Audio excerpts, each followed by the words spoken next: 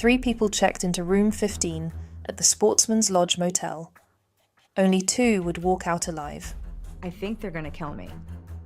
No joke. So I was like, Aileen, run to the nearest gas station, go tell the person. Call 911? Yeah, run to I said, run, get out of there, go. She's like, I can't.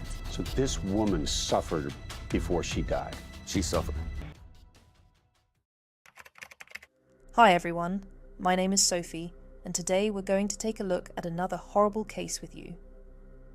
On April the 21st, 2018, surveillance cameras captured 3 people stumbling out of the Red Pirate restaurant in Apalachicola, Florida. They had just finished dinner and miniature golf, laughing and drinking as they made their way through this quiet coastal town. To anyone watching, they looked like typical tourists enjoying Florida's forgotten coast. But behind the smiles and carefree facade lay a web of jealousy, control, and violence that would soon explode into unimaginable brutality. The 3 people were Aileen Seiden, a 31-year-old property manager from Miami, and her 2 romantic partners, Zachary Abel and Christina Araujo. They were what some call a throuple, 3 people in a polyamorous relationship. But this wasn't a story of modern love. This was a ticking time bomb of manipulation and abuse that had been building for months. Aileen Seiden had not lived an easy life. She lost her mother to cancer when she was just 9 years old, and her father died of a heart attack when she was 14. These devastating losses forced her to grow up fast, developing an independence that would carry her through her teenage years and into adulthood. Her older sister Francesca became her legal guardian, but Aileen was determined to make her own way in the world. Francesca Seiden later said she worked as a property manager. She lived in a great apartment. You know, she paid her own rent, she made her bills. She was very independent. In 2016, Aileen visited Francesca in Los Angeles for an extended stay. It was a peaceful time for both sisters, and looking back, Francesca would wish her sister had never left. Because when Aileen returned to Miami, she reconnected with someone from her past, someone who would ultimately lead her down a path of destruction. Zachary Abel was a name from Aileen's high school days. Her best friend, who asked to be called Allie to protect her identity, remembered Aileen being uncertain about him at first.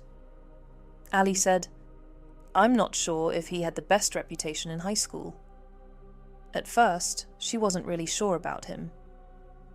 But despite her initial reservations, Aileen and Zach began secretly dating in 2016. There was just one problem. Zach was already in a long-term relationship with Christina Araujo. They had been together for 4 years and were business partners running a used car dealership called Abel Automotive. Christina wasn't just Zach's girlfriend. She was deeply embedded in his life in ways that made it nearly impossible for him to leave. Mike Picavey, a boat captain who became friends with Zach and Christina, witnessed their dynamic firsthand. He said, "If your relationship's not working, just end it and move on." But for Zach, it wasn't that simple. Picavey continued, "He tried so many times. He just didn't know how to. And then also, all the threats all the time that she could make him disappear. Every time she got drunk, she'd say some weird things." These weren't empty threats. Christina Araujo came from what she called police royalty. Her father was a major in the Palm Beach County Sheriff's Department, and she never let anyone forget it. From the moment Picavey met her, she was bragging about her connections.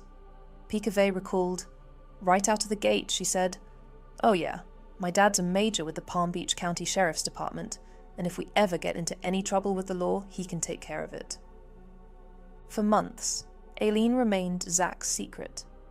She hoped he would choose her over Christina, but he couldn't or wouldn't make that choice. Then in 2017, Aileen lost her job as a property manager. With nowhere else to turn, she began working at Able Automotive, bringing her directly into Christina's world. It was then that Christina made a proposal that would seal all their fates. Instead of Zach choosing between them, why didn't the three of them just date each other? Aileen was reluctant at first, but eventually she agreed to the unconventional arrangement. What started as an attempt to solve their love triangle quickly became something much darker. Ali remembered. This whole dynamic started to change, where one of them always seemed to be the odd man out or was jealous, and at that point it just started to spiral out of control.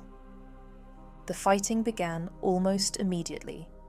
There were constant arguments, fueled by alcohol and jealousy.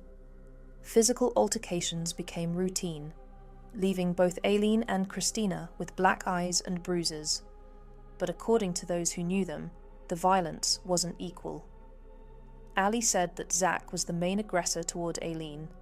She recalled, "Aileen would call me and would say, 'You have to come over here,' like he hurt me again.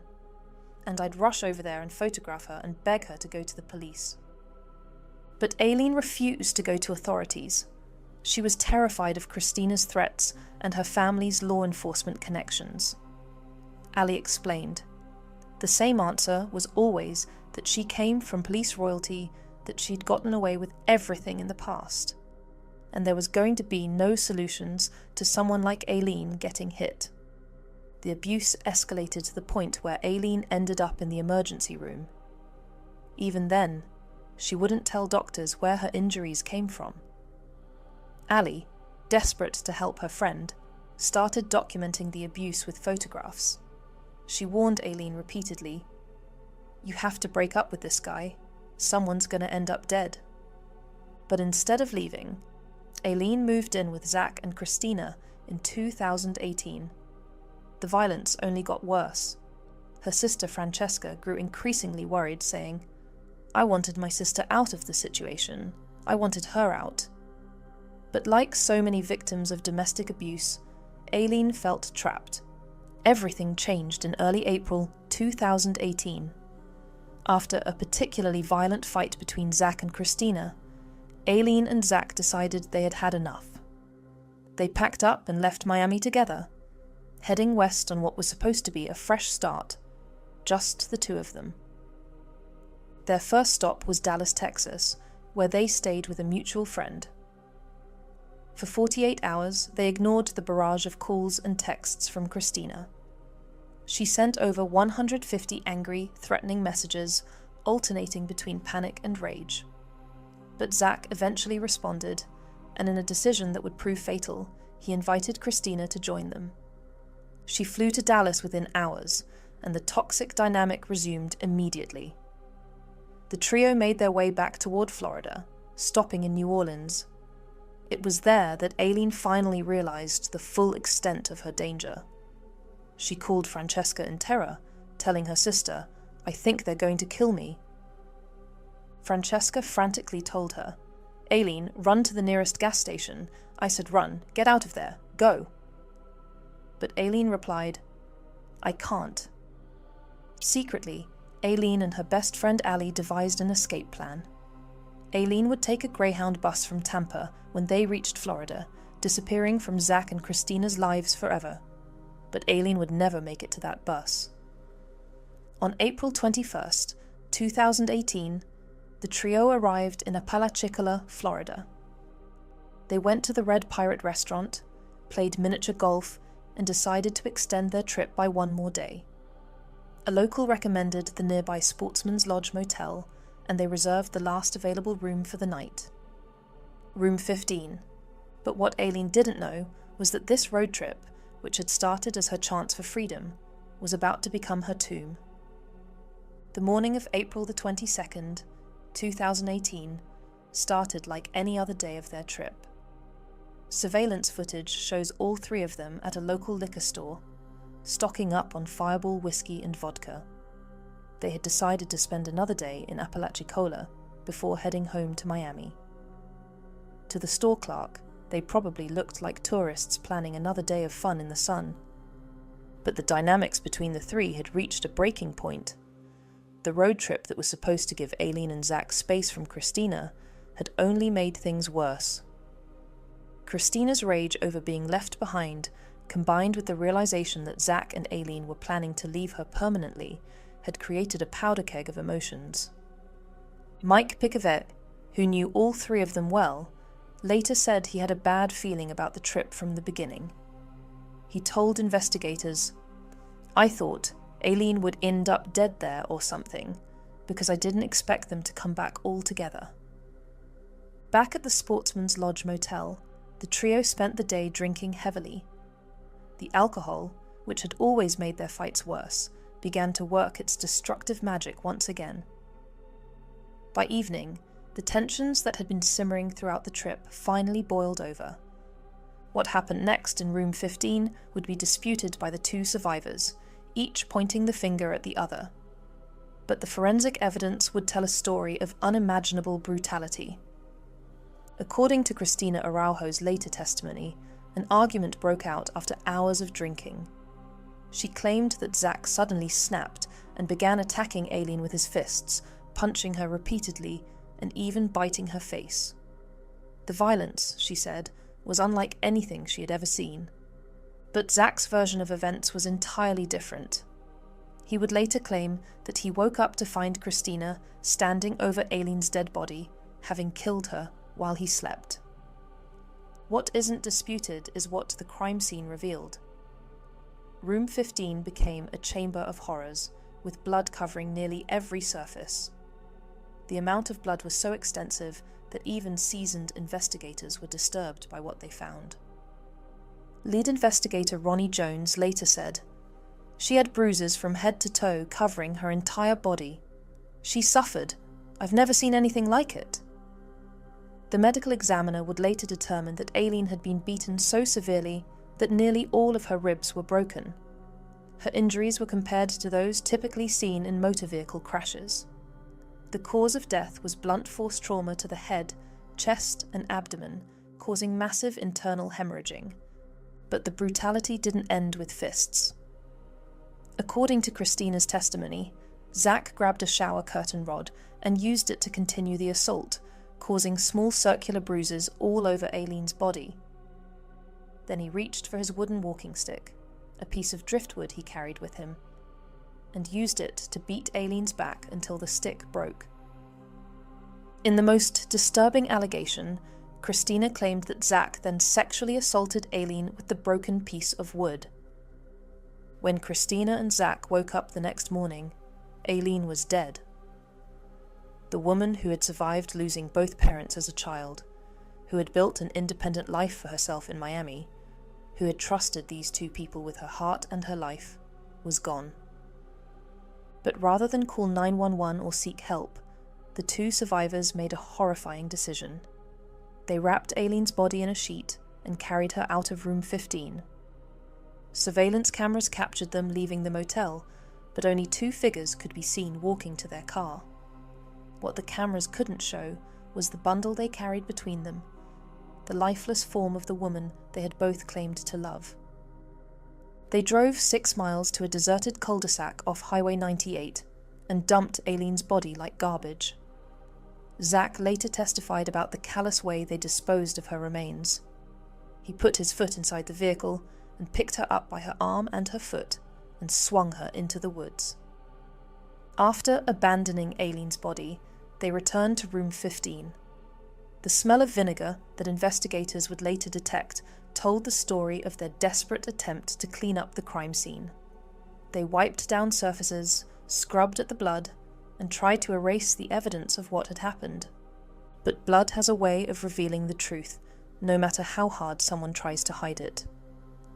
When investigators later sprayed luminol in the bathroom, the entire room lit up like a Christmas tree, revealing bloodstains that no amount of cleaning could completely eliminate.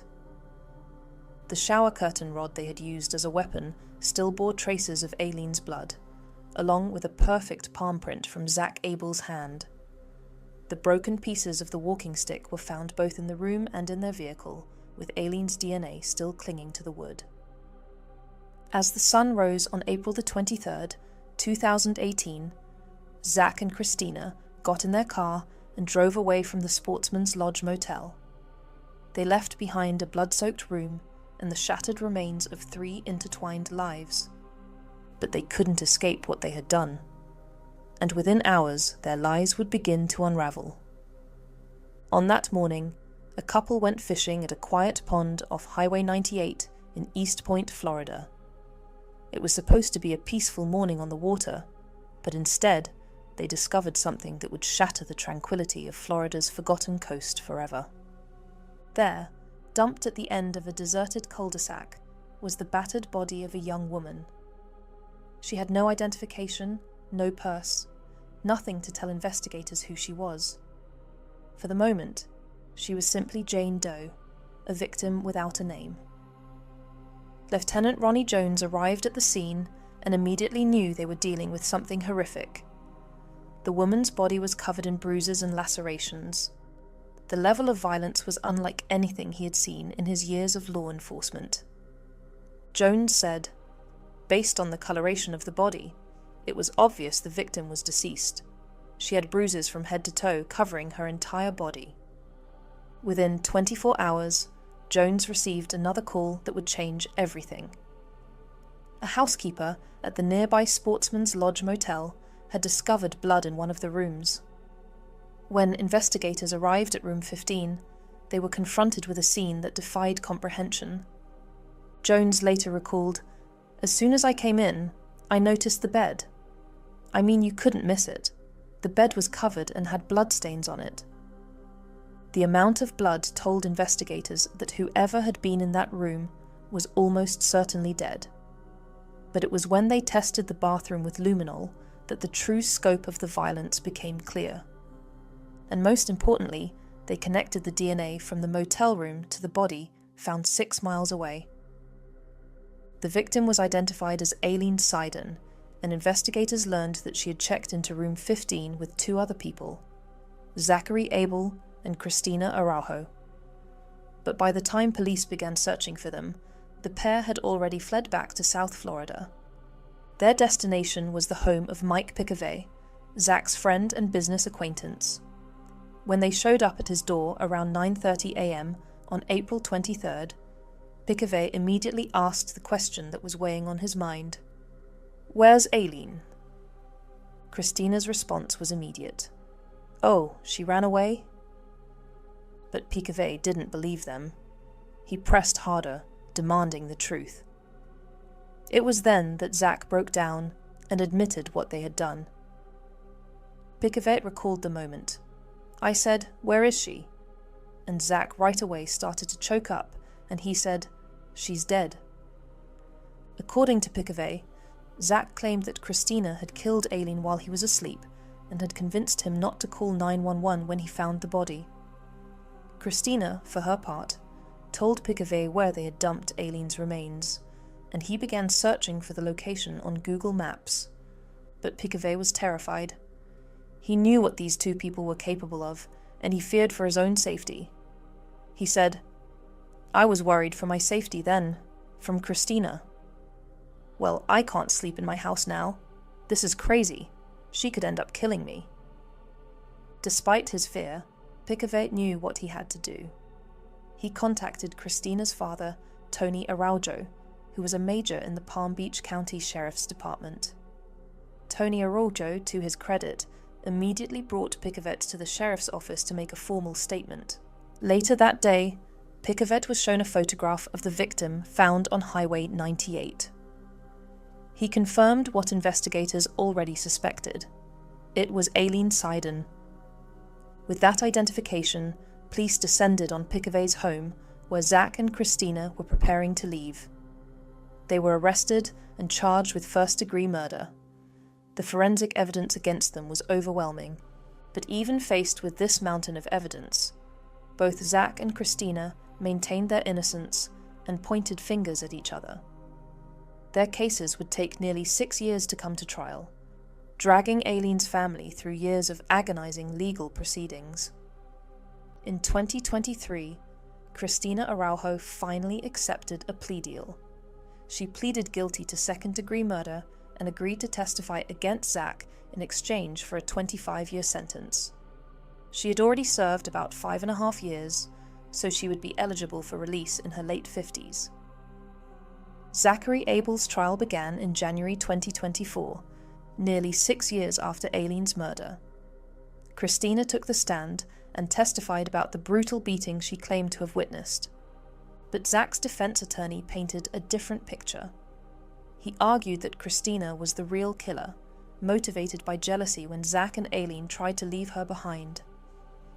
He pointed to the threatening text messages Christina had sent before joining them on the trip, including one that read, "You come near me, ho, I will kill you." The defense claimed that Zach's palm print on the shower curtain rod came from helping to clean up the crime scene, not from committing the murder. They argued that Christina had manipulated Zach into helping her cover up her crime. After 5 hours of deliberation, the jury reached their verdict. The judge read the decision.